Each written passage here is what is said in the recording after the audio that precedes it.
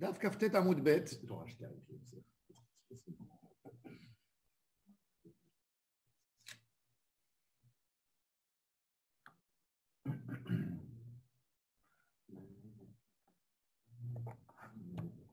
Métiv Rebi Zera.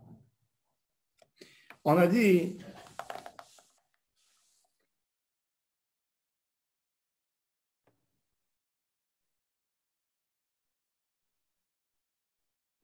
qu'ils ont posé des questions un clicharet, mais Kadesh Bayom, la Karev. Maintenant, la carte à le texte de la Torah de Pasuk déjà. Venatata la ma'arechet levona zaka. Beyom Shabbat, Beyom Shabbat,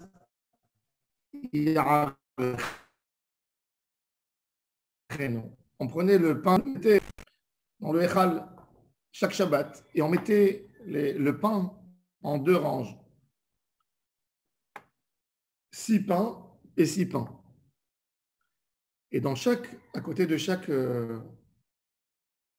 6 pains, je mettais un récipient avec de la lavande, la levona, basiché levona.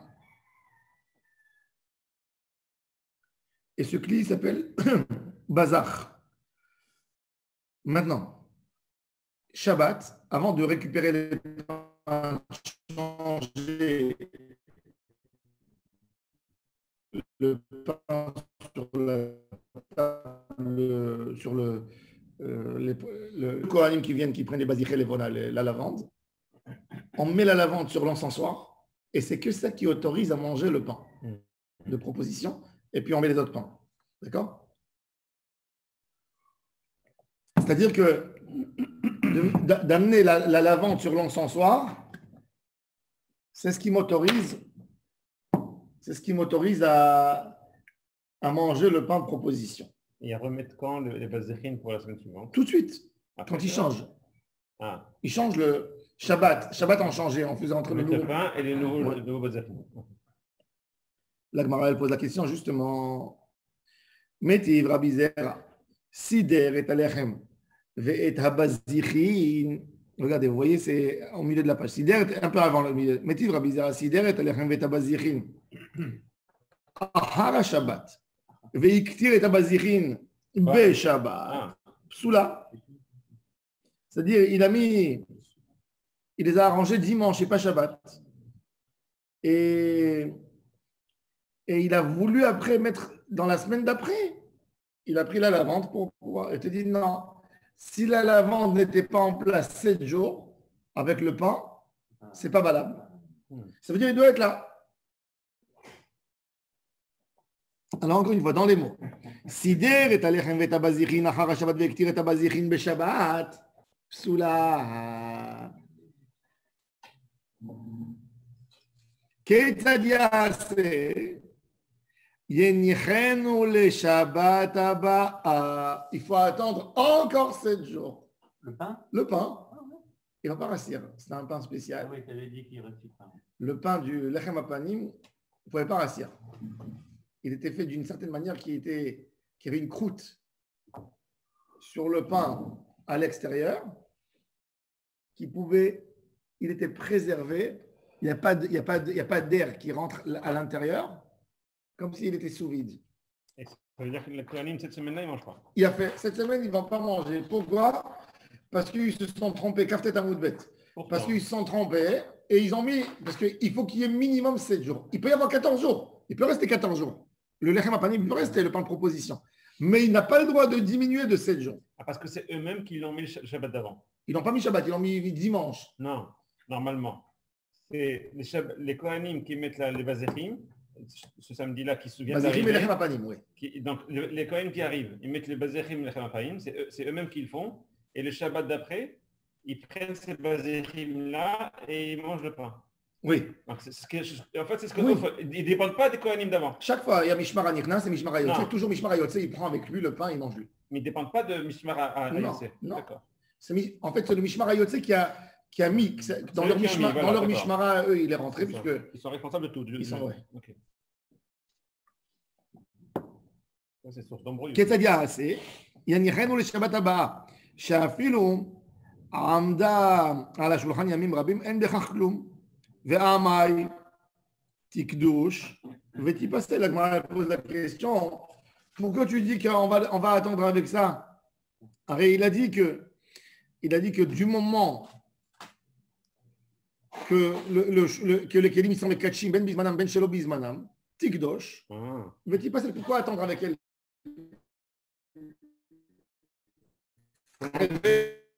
Enlève-la.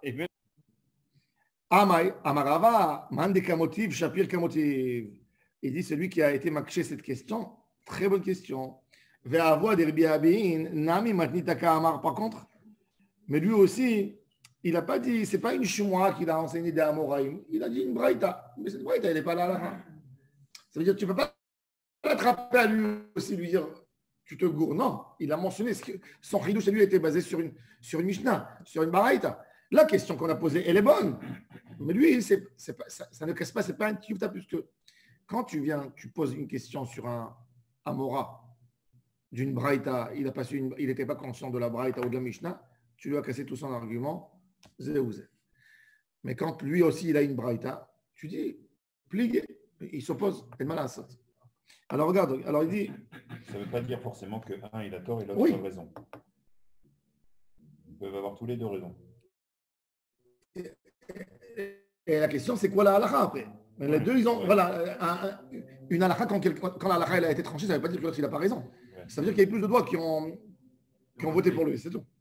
Et c'est ce qu'il faut savoir toujours. C'est ça qui est bien. Quand il y a une loi, il y a des gens qui s'y opposent, ça ne veut pas dire que la loi elle est tordue ou pas tordue. Ça veut dire que la loi, elle est passée parce qu'elle a une majorité.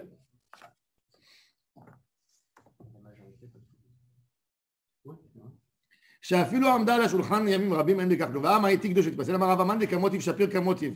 ואבו דרבי אבינה ממתניתא כאמר וכסבר לילה אין מחוסר זמן.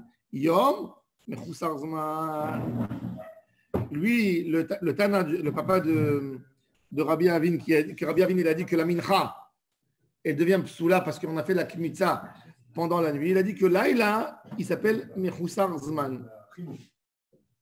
Et il est mitkadesh, mais Yom, il a un chisaron de Zman, le Yom. Et dans le Lechem Apanim, quand on a fait les choses pas à temps, ça ne rend pas pasoul, mais ça garde pour la semaine d'après. Boker Tov Emmanuel. Laïla est non mechoussar zman, veyom mechoussar zman. Kimat et beshim. Alors la Gemara a dit ok, beseder. Kimat et beshimche. Et quand on arrive, tu dis que le lechem il n'est pas pasoul. Pourquoi? Parce que il a été mis un jour avant, ou 2 jours avant, ou 6 jours avant. Chez nous, c'est 6 jours avant, puisqu'on va garder encore une semaine. Kimat et beshim, j'ai tikdosh vetifsol. Quand on arrive au Ben Mashot du premier Shabbat, ben, que ce ne soit pas soul. Pourquoi? Parce que le Shabbat est rentré et il n'a pas eu 7 jours avant. Donc il ne deviendra pas soul. L'Ichora. Parce qu'il est arrivé à terme, pas en étant. Non, quand Shabbat rentre, dans tous les cas, il n'y a pas 7 jours. Non, ben, quand Shabbat rentre. Il a fait, alors il te dit l'Ichora, pourquoi il ne sera pas soul le Shabbat? Parce que Shabbat rentre et il y a ici un point de proposition qui n'a pas été posé 7 jours. Donc oui, donc ça répond bien à la question. Non, ça ne répond pas. Si on veut le rendre pas soul et le descendre, cette mitzvah doit... Non, il te dit il est Mechoussar Zman. Il te dit il est Mechoussar Zman. Mais de manière normale, il est toujours Mechoussar Zman quand Shabbat rentre. Non. S'il a été Shabbat, non, mais et vendredi soir, Shabbat rentre, il n'y a pas eu 7 jours. Mais c'est-à-dire, il a été posé, il est apte, ça veut dire la distance qu'il a entre le moment où on l'a posé et Shabbat, c'est un moment correct. Mais là, comme le moment, il n'a jamais été correct avant. Donc, alors, mettre la Gemara a dit un chidouche. J'ai dit que s'il faisait le Kohen dans ce cas, il enlevait le point de proposition pendant Shabbat, quand Shabbat il rentrait, et après Ben Mashot, il le remettait. Intéressant. Qu'il ne soit pas pasoul avec l'entrée du Shabbat. Parce qu'il devient moucté. Chez Kadam Vesilko, Morzut Ravite Maravashi Amara Filutema Beshelo Kadam Vesilko, Kevan chez Sidra, chez Sidro, chez Lo Kemitvaton Arasa, qui est chez Sidro Akof, Fridouche. C'est-à-dire un singe qui vient et qui aurait pris le pain de proposition et il le met sur place. Il a rendu pas seul? Non.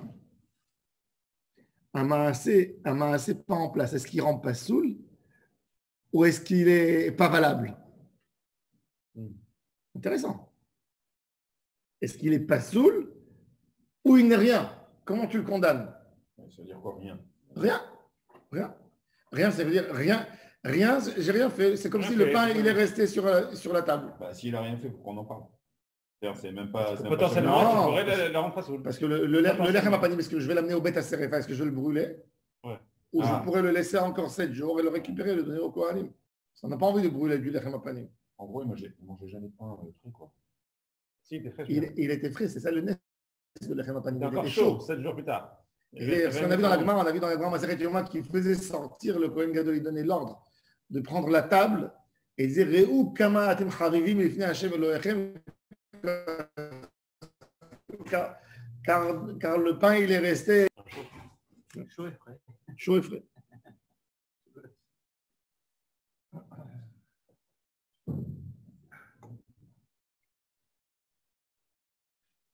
Par contre, la mincha,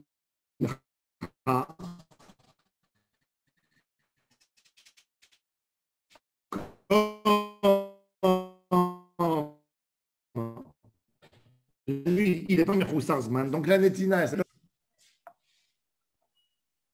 le Kilot Yaakov,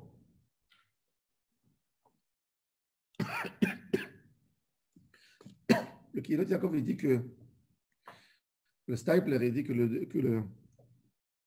le chidouche de la Gemara de Maasekov, Nesakemish Isidro Akov, selon Tosfot, la Gemara, elle revient birla du Inyan Mechoussar-Zman ou pas Mechoussar-Zman. Elle veut nous dire qu'en réalité, quand il y a quelque chose qui n'a pas été fait correctement comme il faut, c'est comme s'il n'a pas été fait. Nous, on a dit que Mechoussar-Zman, il a voulu dire ça a été bien fait. Il dit non, Mechoussar-Zman, ça te dit qu'il n'y a rien du tout qui a été fait. Ce n'est pas valable, ça ne s'appelle pas une asiya. Baklali ou pour ça? Non, pour Avodat Bet Hamikdash. Ah. Bon. Zé Aklal Aya Bamikdash. On reprend maintenant. Zé Aklal Aya Bamikdash. Reprendre la Mishnah. Donc il faut quoi? Il faut refaire? Il faut refaire, oui. La Mincha, oui, la Menachot. Zé Aklal Aya Bamikdash. Je lis la Mishnah, la dernière partie de la Mishnah.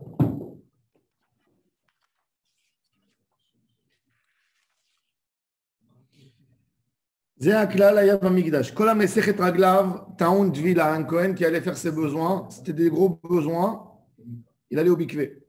Si c'était des petits besoins, Netilat Yadayim et Raglaim. D'accord? Ça, c'est la dernière phrase de la Mishnah. La Gemara, elle dit ok, je peux comprendre que quand quelqu'un il a eu des petits besoins, il lave ses pieds. Pourquoi il lave ses pieds? Parce qu'à l'époque, il n'y avait pas de cuvette comme aujourd'hui. Et quand ils allaient uriner, c'était sur la terre, ça pouvait éclabousser et ça salissait les pieds. Il n'avait pas de pantalon à l'époque. Vous lavez les pieds. Alors on peut comprendre. Non. La Gemara a dit et c'est intéressant. Pourquoi il dit Yadai Maïtama? Il faut savoir. Si quelqu'un, imaginez-vous, quelqu'un il est en voiture, il a besoin d'aller aux toilettes, il a besoin d'uriner. Il fait attention quand il se découvre, il ne touche pas son corps. Il urine et il referme, il relève le pantalon sans toucher les parties couvertes du corps. Doucement, soigneusement. Il a fait. Est-ce qu'il peut faire la bracha directement à Sheriatzar sans faire Netila? La réponse, oui. Il n'a pas sali ses mains. Ça ne s'appelle pas. Alors, il a fait. Alors, on va voir justement. Est-ce qu'il a besoin. Pourquoi on fait Netilat Yadayim? Anichnas Nebet HaKiseh. Regardez dans Shulchan Aruch Oracha.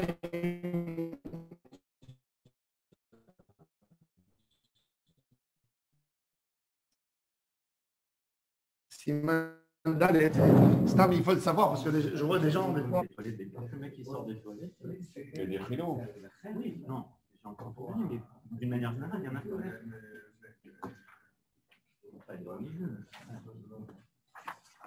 Dîner Netilat Yadayim.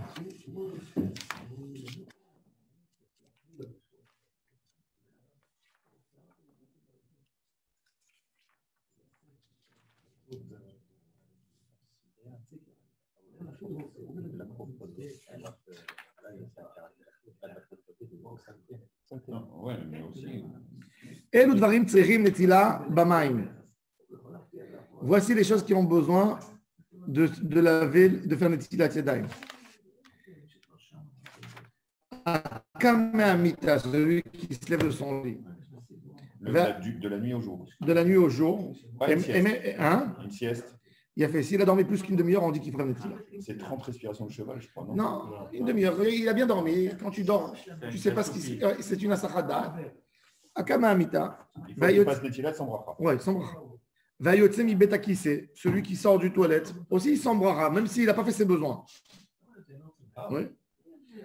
Omi betamerchatz, qui sort d'un hammam, il est rentré dans un hammam. Pas une douche, une simple douche. Un endroit qui fait chaud, qui fait humide, il y a là-bas de la touma.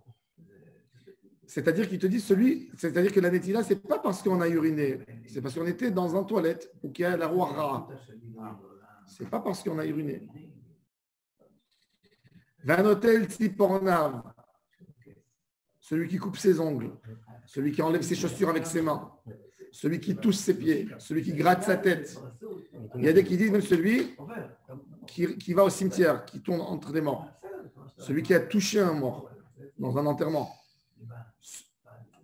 À l'époque, ils avaient sur les habits des fois, sauf votre respect, des puces, des trucs, ils nettoient les habits.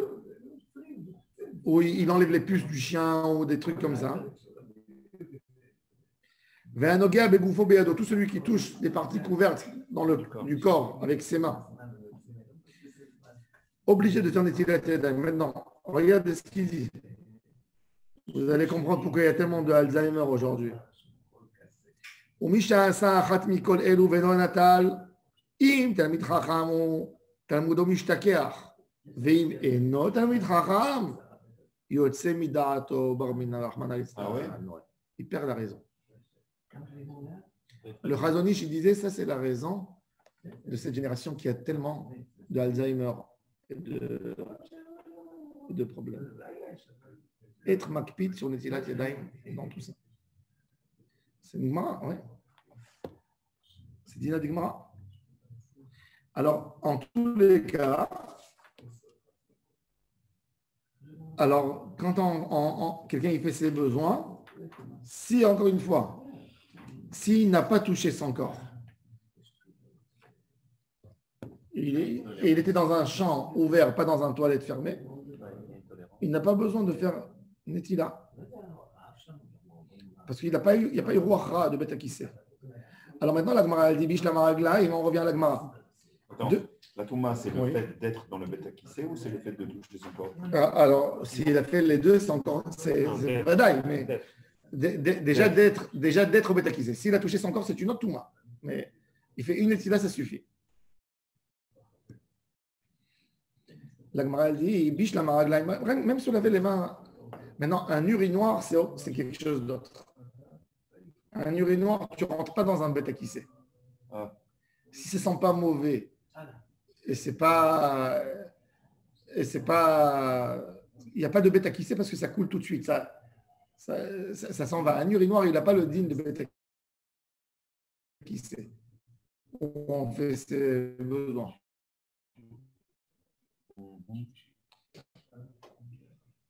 Alors la Gemara, elle dit bish la maraglaim. Regarde, s'il n'y a pas de kéli, tu as la kavana de faire netilat. Alors tu ouvres le robinet, tu fermes. Tu ouvres, tu fermes. C'est plus cool aujourd'hui, notre toilette, aujourd'hui qu'avant. Pourquoi? Parce que notre toilette aujourd'hui, d'après certains riches poskim, comme le Rav Benzian Abashaoul, il dit que ça s'appelle Bet Akissé des Parsaï, un toilette de Perse. Toilette de Perse, c'est-à-dire, à l'époque, les Perses avaient un modèle d'hygiène, ils étaient plus propres que les autres. Et ils avaient une toilette avec une petite pente de terre dans les maisons. que tout de suite ça partait, ça évacuait, ça sortait, ça restait pas à la maison. Et la Gemara dit qu'il n'y a pas de roi rara dans une toilette de Parsaï. Alors nos toilettes aujourd'hui c'est pareil, quand tu tires l'eau ça s'en va. Sauf que Rav Yosef lui il n'est pas d'accord avec parce qu'il dit il faut faire un acte. Avant chez eux ça tombait directement. Mais je vois pas trop la différence. Ça reste pas dans les deux ça reste pas. C'est pas un niveau de rang. Comment la roi rara arrive? Est-ce que c'est le fait de stagner ou par le fait parce que le fait que c'est un endroit où il y a dedans la touma. Ah oui. C'est quoi le chiour? Question de chiour maintenant. Ça rentre dans l'eau en plus, ça couvre tout de suite et pour que ça soit propre, ça ne sent pas mauvais parce que l'eau elle couvre. C'est vrai.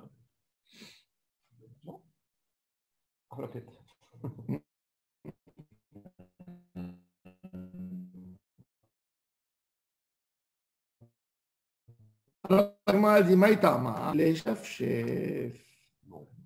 il y a une mitzvah d'enlever les petites gouttes d'urine qui sont tombées sur ses pieds.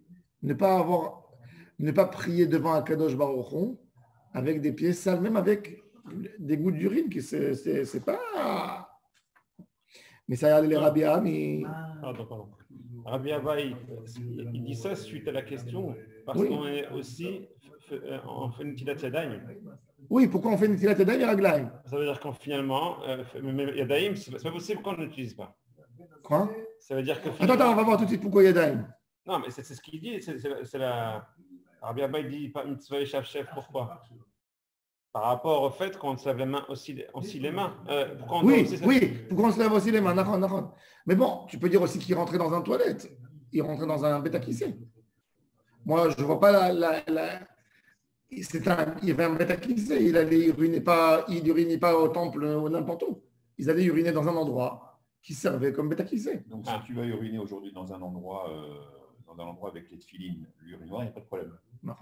Il bouge ses tefilines pour le kavod, pour ne pas être découvert. Tu veux dire, il a les tefilines sur sa main? Non, dans son sac. Il n'y a pas de problème. Nbaya. Pareil que ça. Aujourd'hui, quand quelqu'un, pour ne pas laisser les tefilines dehors, on risque de les voler quand tu vas à l'aéroport ou des trucs, tu peux rentrer avec. Moi, je mets toujours dans le sac des tefilines avant de voyager, je mets un autre sac parce que je ne sais pas où je vais arriver. Des fois, tu as un rendez-vous ou quelque chose, tu as tes tefilines avec toi. Sac dans un sac. Alors, tu mets un sac dans un sac et tu peux même rentrer avec aux toilettes. Généralement, tu n'as jamais tes tefilines dans les mains, tu les mets déjà dans une valise. Donc, c'est bon. Tu as déjà un sac dans un sac. Non. Notre tefilines aujourd'hui, normalement, c'est 2 sacs. Le problème, c'est que quand il n'est pas considéré comme 2 kissouilles. Un kissouille que tu ne mets pas toujours dans une valise. Non, mais ça fait qu'un. S'il n'est pas considéré le premier comme un kissouille. On a en fait, dans notre filine, aujourd'hui, on a 3 kissouilles. Tu as le premier kissouille, c'est le plastique que tu mets, le boîtier. Le deuxième kissouille, le second, c'est le tissu, la petite pochette. Et ensuite, si elle est dans la pochette du talit, et après, s'il y a encore un plastique au-dessus, c'est... Alors, la Gemara dit, mais ça y est, les Rabbi Ami, des Amar Rabbi Ami, Asur le Adam, Shietze, Benitzotzot, Shalgabi Rabbi. Maintenant, pourquoi? Ok, et pourquoi j'ai. Stam la Gemara, maintenant, elle dit que c'est une preuve à l'époque, bon, pas comme aujourd'hui. À l'époque, il faisait très, très attention de ne pas.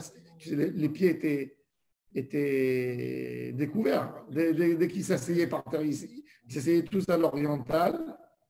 Ils levaient la djellaba pour ne pas la salir. Et les gens, ils voyaient qu'il y a des taches sur le pied. Alors, il fallait absolument nettoyer ça. Pourquoi? Pour ne pas que les gens disent que la personne, il a un problème. Krouch Ofra, c'est quelqu'un qui ne peut pas avoir des enfants. Quand on lui a coupé la Brit Mila, quand on lui a fait la Mila, on lui a coupé trop la veine. Alors, qu'est-ce qu'il fait?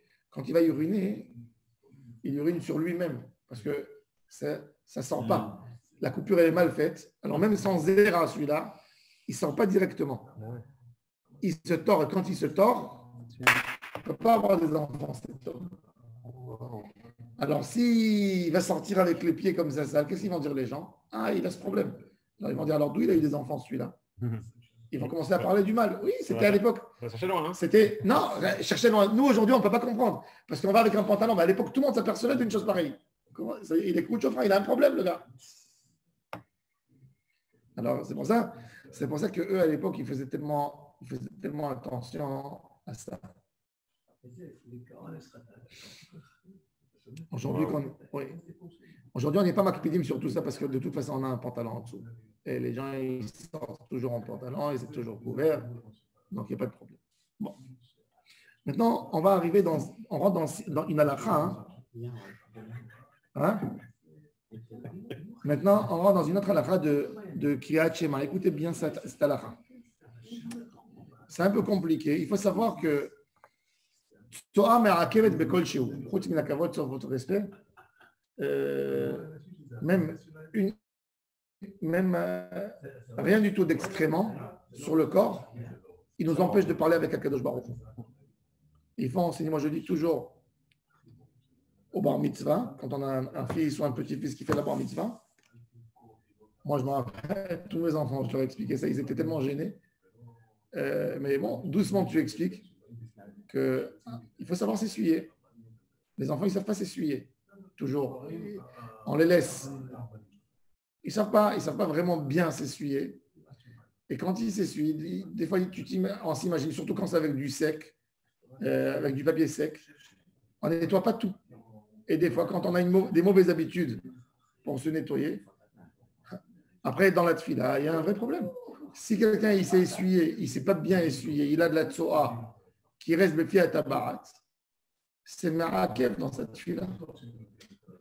Il faut enseigner toujours aux enfants d'utiliser l'eau, de nettoyer pour l'hygiène, déjà d'utiliser toujours l'eau.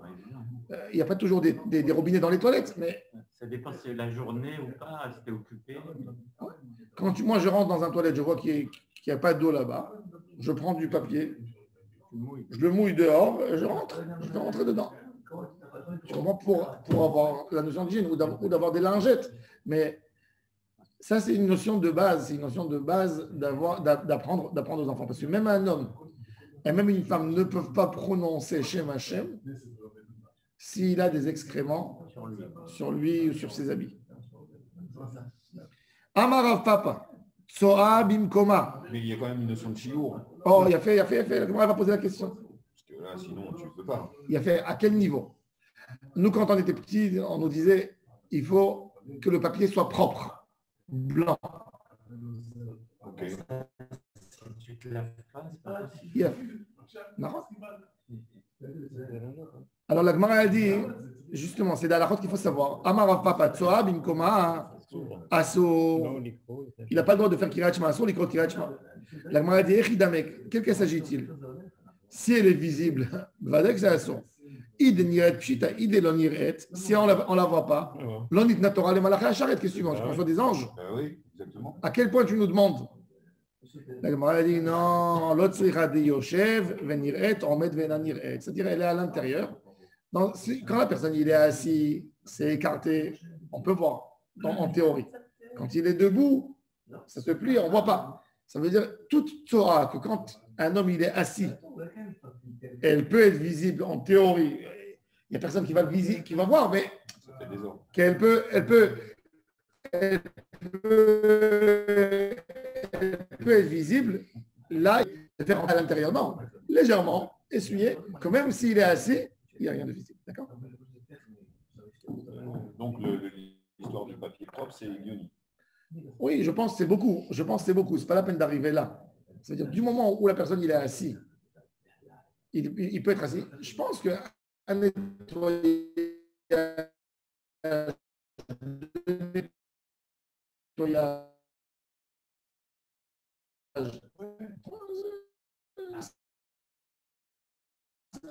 une fois, deux fois de papier.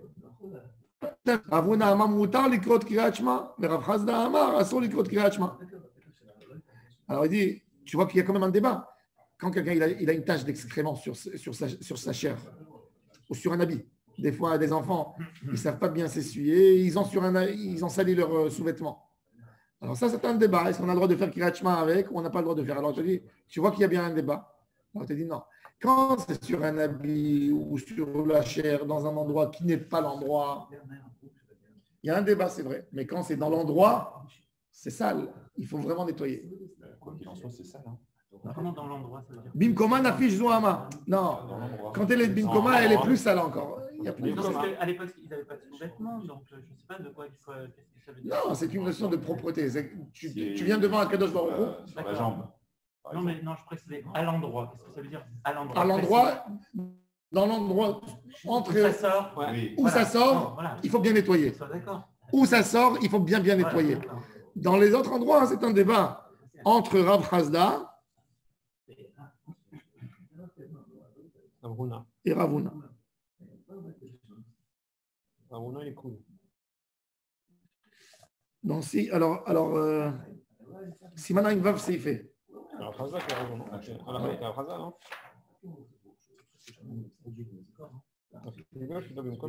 Parce qu'on dit que il faut même si elle est posée devant. Alors, Shulchan Aruch, il nous dit, Shulchan Aruch, il amène les deux avis, il n'a pas tranché la halakha. Aïtat Tsoa al Besaro, ou Mechoussa Bivgadav, pas dans l'endroit où elle doit être. Bivsaro.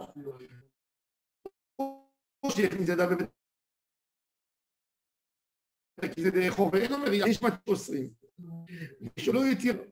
שולחן ערוך, il te dit soit mahmir. Il te dit, faut pas. C'est-à-dire, il te dit, Shulchan Aruch, ça dépend, elle est où la tsoa. Quand elle est, par exemple, entre les pieds, qu'elle n'est pas visible. Ça veut dire, même si la personne il se déshabille, elle n'est pas visible. Alors, il te dit, dans ça, celui qui est métire, il est métire dans ça. Mais quand elle est dans un endroit visible, elle est là, par exemple. Assour. Et même Shulchan Aruch, il te dit que même dans ce débat, Raoult, il a un autre qui dit, mahmir. Il faut être mahmir. Donc, en réalité, on est bloqué de partout. Il faut être mahmir. C'est très, très, très important. Très, très important. Même d'avoir à la maison, ici en Israël, d'avoir à la maison les toilettes, avoir au moins un toilette à la turque. C'est-à-dire avec le robinet, avec un robinet intégré. C'est toujours bien pour la propreté. Un bidet. D'avoir un bidet, c'est toujours important. D'abord, on évite des maladies, des saletés dans le corps et tout ça. Et en plus, ça aide beaucoup le bidet d'aller aux toilettes quand on a un peu de constipation ou quelque chose. Ça facilite. Ça facilite. Dès qu'il y a le contact avec l'eau, le corps, il détend.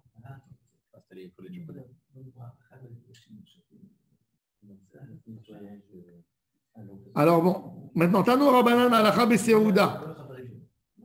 Une autre halakha, maintenant, elle n'est pas liée à tout ce qu'on a étudié, mais c'est une halakha. Donc ça veut dire mikvé, c'est halakha. Au Bet Hamikdash. D'accord. Bet Hamikdash, mikvé. Non, mais Netilat Yadayim. D'accord. Oui, d'accord. Bon, on a appris d'Alakha, on est rentré en Kiyashma. Maintenant, une autre halakha. Tano Rabbanan Alakha Beseouda. Adam Yotze Le'ashtin Maim, noted yado achat, venichnas. Un homme qui est parti en plein repas, il est sorti uriner.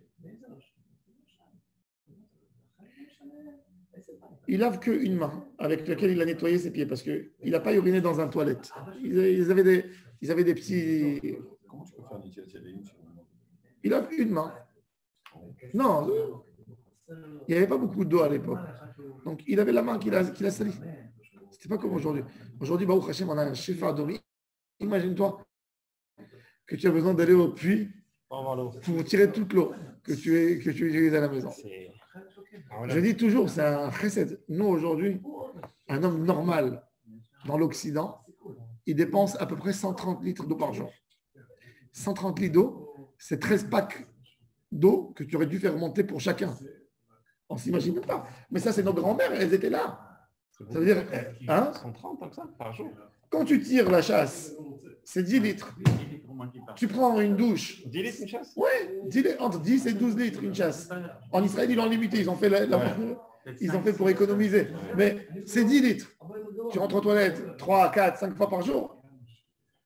Tu fais une douche. Tu laves de la vaisselle. Tu te laves les mains. Tu laves des fruits. C'est 130 litres en moyenne. Tu laves le linge. Tu laves la machine à laver. Ouais. Un homme dans l'Occident, il consomme 130 litres à peu près. Non. Énorme. En Amérique, c'est 200. L'américain, c'est 2 fois plus que le. Il est un peu plus gros. Oui. C'est incroyable, ça veut dire que c'est de l'eau potable, qui va devenir invalide. Ouais. C'est fou. Oui, tu te dis, aussi, hein. Combien il recycle? Si, il recycle. Il n'a pas recyclé à 100%. Combien tu recycles? Non, en France, c'est des stations d'épuration. Vraiment d'être. Ah ouais. C'est pas vu. Ouais, mais c'est énorme ça veut dire quand tu regardes la quantité d'eau, c'est énorme. Bien sûr. Ça veut dire une famille de 5 personnes. Ah, bah, c'est limite. Voilà, c'est 700 litres, presque 1 mètre cube d'eau par jour. 1 mètre cube d'eau, c'est énorme. À l'époque, les gens, ils utilisaient pour une famille 30 litres d'eau. Un jour, hein. Il faut savoir que 700 litres d'eau, c'est la quantité d'un mikvé, ce qui est caché pour un mikvé. Même selon Chazon Ish, 700 litres. Bon, alors il a dit une main. Maintenant, il a parlé beaucoup avec un ami, comme il a fait une asachat da'at,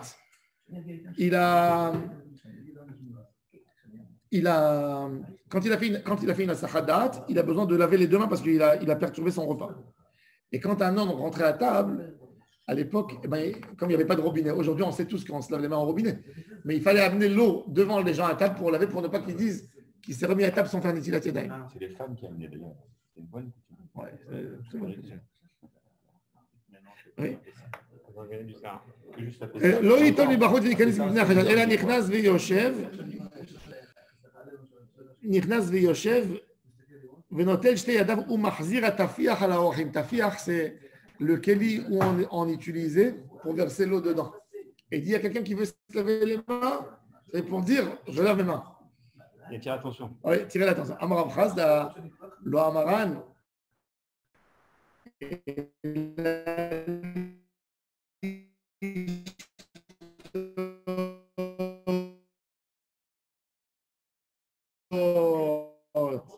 Quand il a fait un netila devant eux, il n'a pas besoin de faire la netila devant eux. Pas compris. Quand un homme il veut boire du vin à la fin du repas ou il veut prendre un café, il veut manger le dessert, c'est-à-dire il a besoin de faire netila devant eux. Mais quand il veut manger le repas, il s'est levé en plein repas, il a commencé son pain, il est sorti aux toilettes, il n'a pas besoin de faire la netila devant eux parce qu'on sait qu'un homme il ne va pas toucher le pain avec des mains sales. Personne qui va le soupçonner. Amarav Narman. Moi, je sais, même pour boire, je lave mes mains dehors, parce que tout le monde savait qu'il était très hysténique, il était maniaque dans son comportement. Donc, il n'y a personne qui le soupçonne, qui ne se lave pas les mains. Même aujourd'hui, on a tous ce même dîme, on n'a pas besoin de faire des télétélèmes devant les gens, parce qu'on s'appelle tous anonymes. On a tellement d'eau, Baruch Hashem, en abondance, qu'il n'y a pas de problème. Et c'est pour ça qu'à l'époque, il faut savoir, leur vaisselle était tellement sale, il n'y avait pas d'eau. Il n'y avait pas d'eau. Les gens, ils grattaient les tagines avec des cuillères en bois pour enlever toutes les traces de nourriture. Ils mettaient de l'huile de rose, un peu comme ça, sur les mains, parce qu'ils mangeaient avec les fourchettes. Les mains étaient sales avec la graisse. Et ils ne se lavaient pas. On voyait la trace. Il n'y avait pas de problème. Aujourd'hui, tu te lèves du repas, tu as mangé du poulet. Tu as pris du poulet, tu as mangé à la main, ou tu as pris une pita, tu as mangé un peu. Tu te laves. À l'époque, il n'y avait pas. Donc, la personne en sentait sur lui, en sentait sur ses habits, ce qu'il a mangé, etc.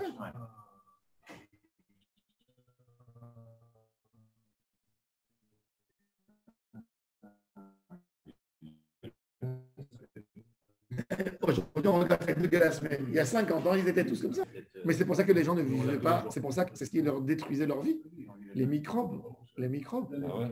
Ce qui a prolongé la vie de l'homme, c'est l'hygiène. C'est l'hygiène. L'hygiène, elle a prolongé la vie de l'homme occidental tout de suite en 20 ans. 20 ans, 25 ans. Ce n'est pas les vaccins. C'est aussi les vaccins, la médecine. Mais l'hygiène, c'est la chose qui prolonge le plus la vie d'un homme.